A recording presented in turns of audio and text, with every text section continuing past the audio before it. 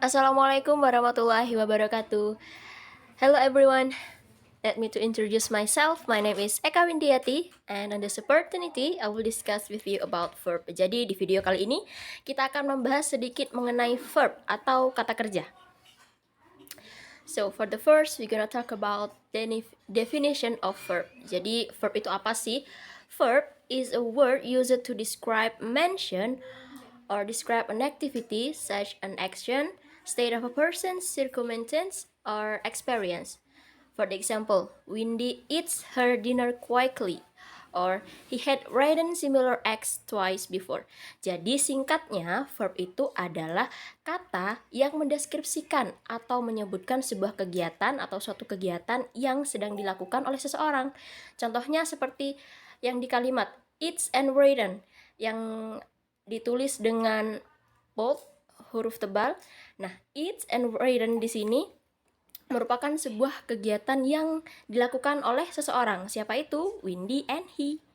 Oke, next. Nah, di sini kita membahas sedikit tentang bentuk verb. Jadi verb itu ada physical verbs, mental verbs, and states of being verbs. Jadi physical verbs atau bisa juga disebut dengan action verbs, they describe specific physical actions. So, if you can create a mention with your body or use a tool to complete an action, the word you use to describe it is most likely a physical verb. Contohnya, I'm certainly not above cleaning toilets. Cleaning itu kegiatan yang dia termasuk dalam action. Yang kedua, mental verbs. So, mental verbs have meanings that are related to concepts such as discovering, understanding, thinking, or planning. So, in general, a mental verb refers to a cognitive state. For the example, I believe everything said was very logical. Believe juga termasuk kata kerja. Kenapa? Karena dia related to concepts such as discovering, understanding, thinking. Percaya, thinking. Jadi, dia termasuk mental verbs, termasuk juga kata kerja yang masuk dalam mental verbs karena dia related to thinking. Yang ketiga, states of being verbs. Nah, also known as linking verbs, states of being verbs describe conditions or situation that exist. For the example, I am student. Am di sini merupakan verbs yang termasuk dalam states of being verbs. Oke, next kita masuk ke types of verbs atau tipe-tipe kata kerja. Yang pertama ada action verbs. Action verbs express specific actions and are used anytime you want to show action or discuss someone doing something. It's important to remember that the action does not have to be physical.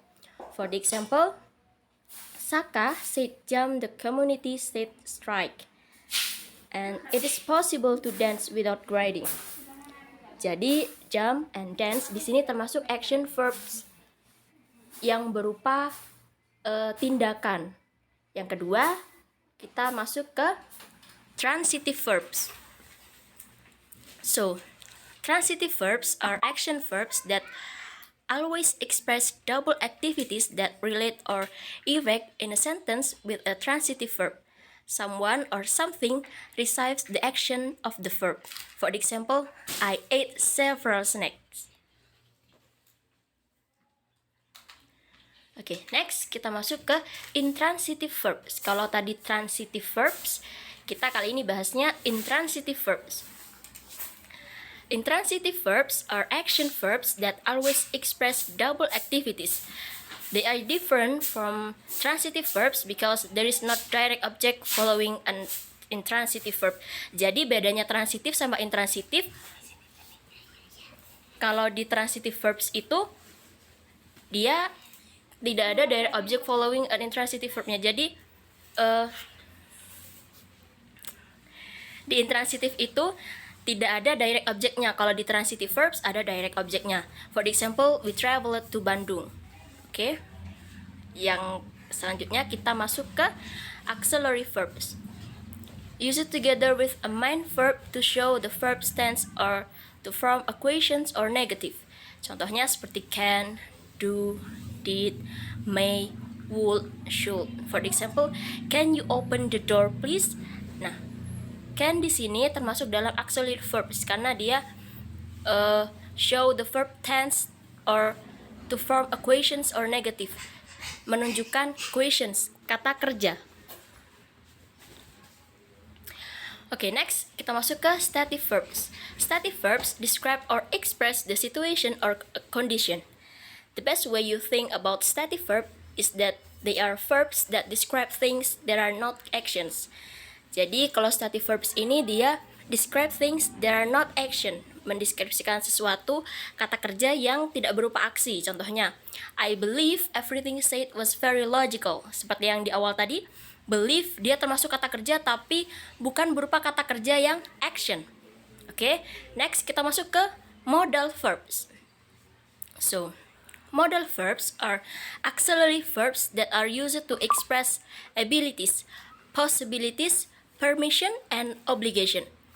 Jadi,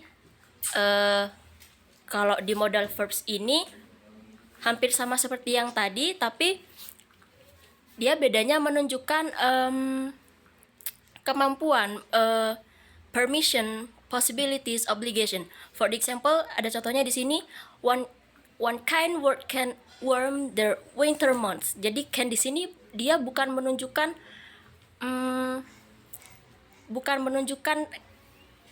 kalimat tanya seperti yang dicontoh tadi, tapi menunjukkan kemampuan atau kapasitas. Oke, next kita masuk ke phrasal verbs. Phrasal verbs are combinations of words that are used together to take on a different meaning to that of the original verb.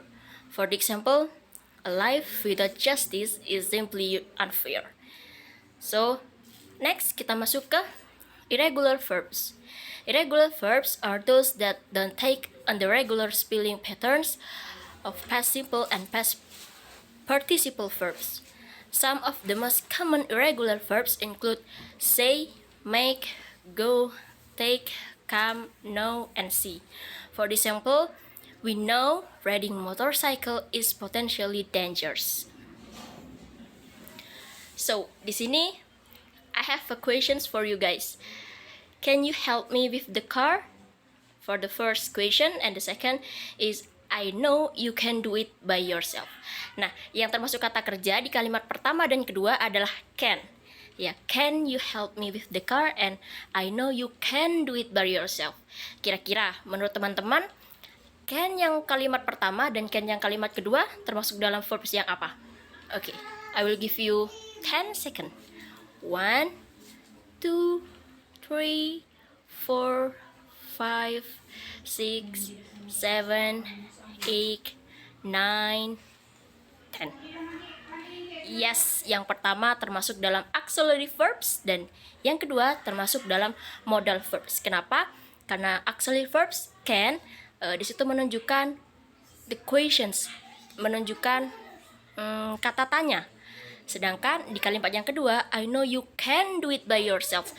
Termasuk can-nya di sini termasuk kata kerja yang menunjukkan kemampuan. Jadi dia termasuk dalam modal verbs.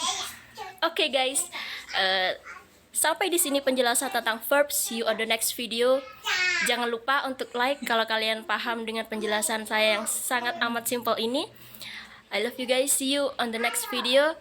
And wassalamualaikum warahmatullahi wabarakatuh.